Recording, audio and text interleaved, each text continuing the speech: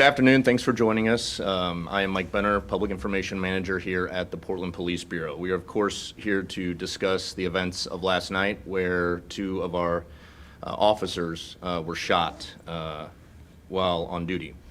I can share that at 8:21 last night, officers assigned to our North Precinct responded to the area of Northeast 21st Avenue and Northeast Clackamas Street. The caller, who contacted 911, reported that a man he did not know had threatened him with a knife. Officers arrived and located the suspect on Northeast Clackamas Street between Northeast 16th Avenue and Northeast 17th Avenue. Sometime during this encounter, the suspect fired shots at the officers, striking both of them. The officers were transported to the hospital by ambulance. I can share that one officer sustained 2 gunshot wounds and the other sustained 1.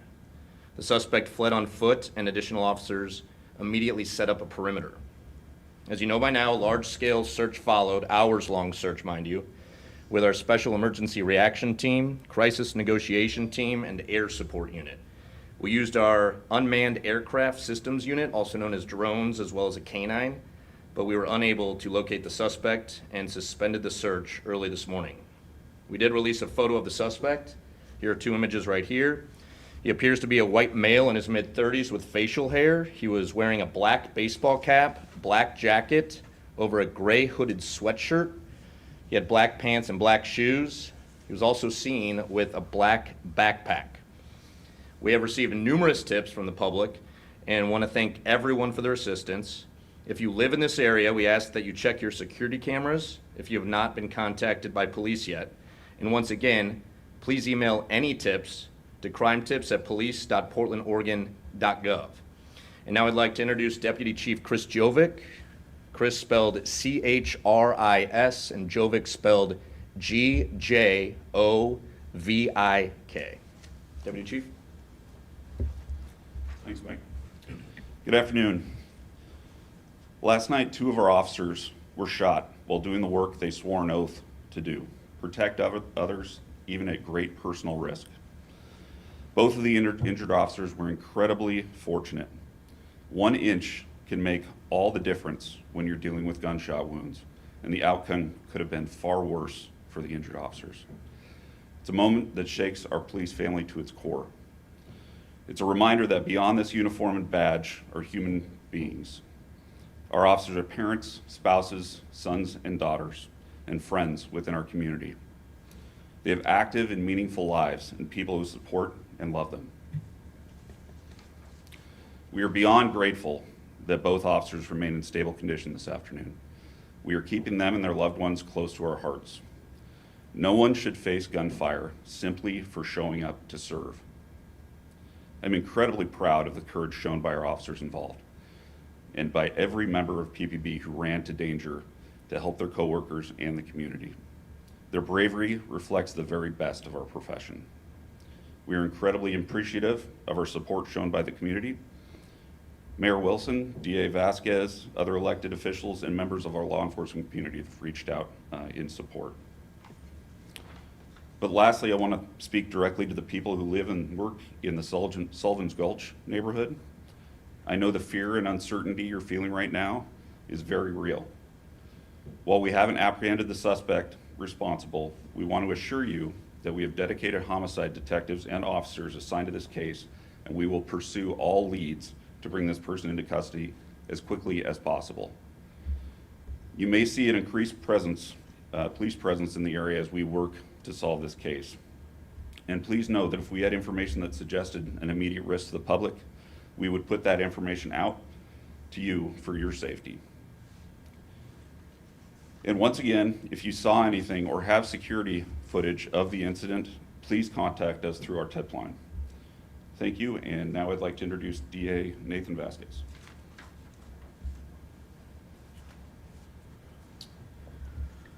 Well, thank you for coming today. And first I want to say that my thoughts are first and foremost with the 2 officers who were shot in the line of duty. I was shocked when I received this news last night.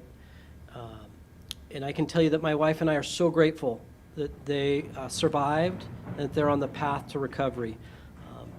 The outcome is truly a testament to their strength, their teamwork to take care of fellow officers, and really the life-saving effort that was put forward. This is a horrific reminder of the dangers that they face. These officers put themselves in harm's way to protect our community, our families. And what happened to them? This was a serious act of violence that will be treated with the utmost gravity. And I'll tell you that an attack on law enforcement is an attack on the safety of this community. Our office is working closely with the investigators to ensure that the facts are thoroughly gathered and that we will pursue full accountability in the justice system. When this person is apprehended, my office will hold him accountable to the fullest extent of the law. To the officers and their families, you have my full support and the full support of my office. We will stand with you, and we are committed to seeing this person held accountable. Thank you. Thank you, DA Vasquez. Before we open it up to Q&A, I want to address one of the questions that I received numerous times today, and that was how often something like this happens. I can tell you that the last time PBB had an officer shot and injured in the line of duty was August of 2021. And the last time we lost an officer to gunfire in the line of duty was January of 1998. One of the follow-up questions I've been receiving is how often do our officers come under fire and have deadly force used against them?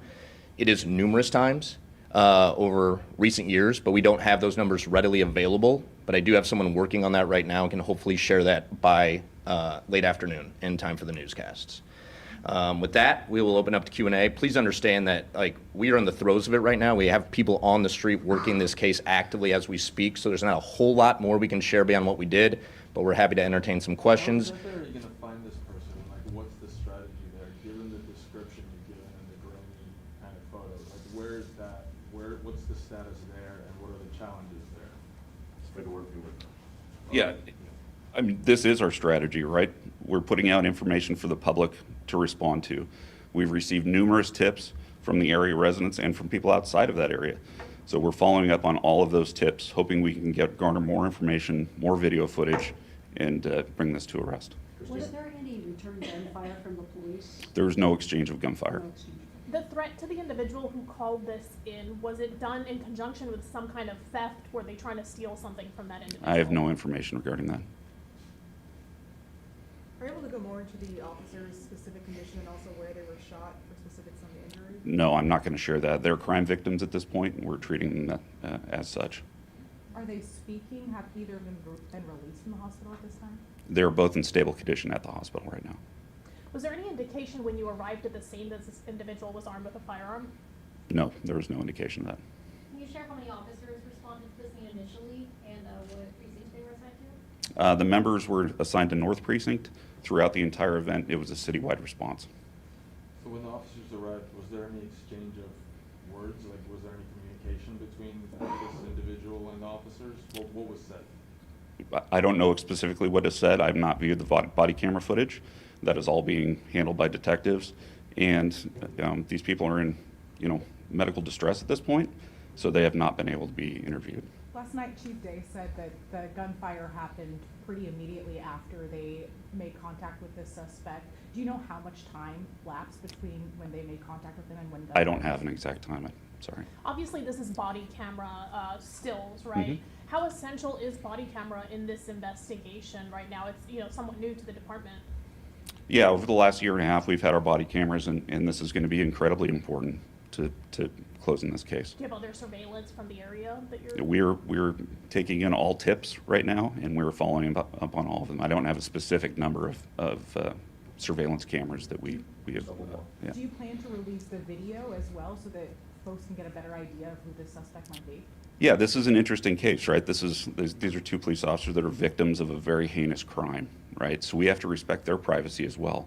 So I imagine we will distribute the body cam footage when it's appropriate to do so. Are we still calling this suspect armed and dangerous? And if so, are there any messages to the people in that community? I spoke with people today that said they're still feeling fearful. So what's the language? I think I'll refer back to my previous statement that, yeah, I mean, there's no reason to think that this person doesn't still have a gun or a knife, right? If we have any specific articulable information that shows a risk to the public, we will get that information out as soon as we have it. Does the Bureau,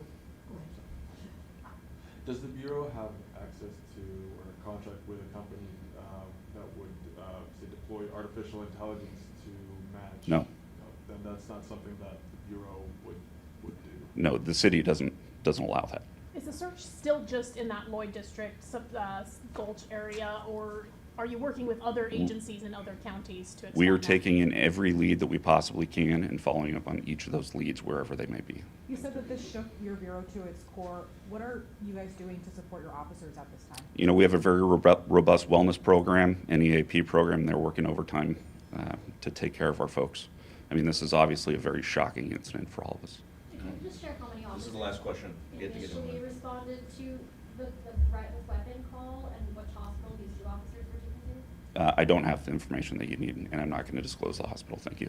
All right, thank you, everyone. As I shared, I will do my very best to get you those numbers via email later this afternoon in time for your newscast. Appreciate you being here, and thank you for understanding the gravity of the situation. Thanks.